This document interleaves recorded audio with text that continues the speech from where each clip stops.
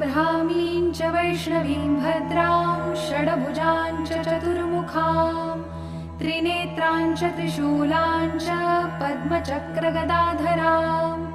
पीताम्बरधरां देवीं नानालङ्कारभूषितां तेजः पुञ्जधरां श्रेष्ठां ध्यायेद्बालकुमारिकाम् ओङ्कारलक्ष्मीरूपेण विष्णोर्हृदयमव्ययम् विष्णुमानन्दमध्यस्थं ह्रीङ्कारबीजरूपिणीम् ॐ क्लीं अमृतानन्दभद्रे सद्य आनन्ददायिनी ॐ श्रीं दैत्यभक्षरदां शक्तिमालिनी शत्रुमर्दिनी तेजः प्रकाशिनी देवी वरदा शुभकारिणी ब्राह्मी च वैष्णवी भद्रा कालिका रक्तशाम्भवी आकार ब्रह्मरूपेण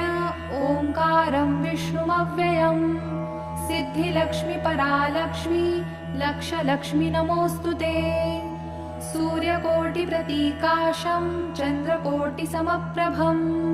तन्मध्ये निकरे सूक्ष्मं ब्रह्मरूपव्यवस्थितम् ओङ्कार परमानन्दं क्रियते सुखसम्पदा सर्व